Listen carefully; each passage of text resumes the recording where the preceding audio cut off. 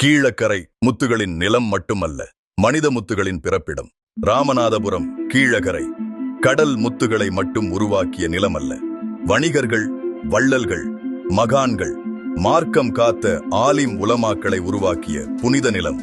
அந்த ஒளிவழியில் 1889ஆம் ஆண்டு பிப்ரவரி 5ஆம் தேதி சையது முகம்மது சாராம்மா தம்பதியருக்கு மூத்த மகனாக அவதரித்தார் சையது அஹ்மத் கபீர் ஆலிம். கபீர் ஆலிம் அவர்கள் யூசுப் ஜூலைகா என்னும் மங்கையை மணமுடித்து 2 ஆண் மற்றும் 4 பெண் குழந்தைகளை ஈன்றார்கள். சிறுவயதில் கீழக்கரையில் மார்க்க கல்வி கற்ற அவர் அறிவின் தாகத்தில் கொழும்பை நோக்கி பயணம் செய்தார்.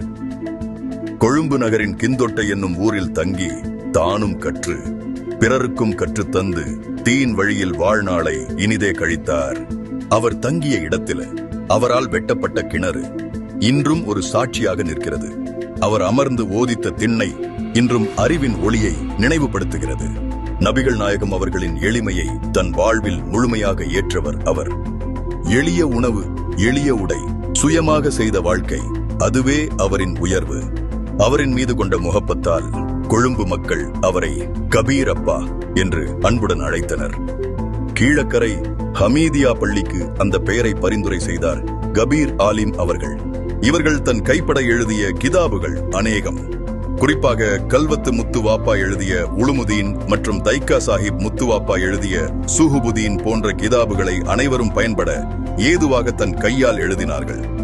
கபீர் ஆலிம் அவர்கள் ஹல்வத்தில் இருந்தபோது திடீரென்று ஒரு நாள் தன் அறையை விட்டு வெளியேறி, இன்று பல்லாக்கு தம்பி வஃபாத் ஆகிவிட்டார்கள் என கூறிவிட்டு அவ்விடம் சென்று அவர்களே பல்லாக்கு முத்து வாப்பாவை குளிப்பாட்டினார்கள்.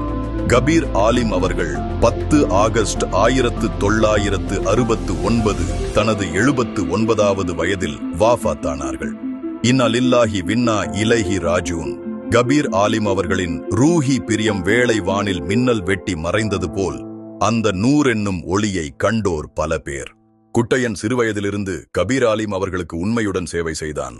அவர்கள் மறைந்த பிறகு சமாதியை அன்புடன் பராமரித்தான். இறுதியில் காலமான அவன் நிலையான பக்திக்கு ஒரு எடுத்துக்காட்டு. அல்லாஹ் இவர்களை பொருத்திக் கொண்டது போல் நம்மையும் நமது சந்ததிகளையும் பொருத்திக் கொண்டு அருள் புரிவாராக.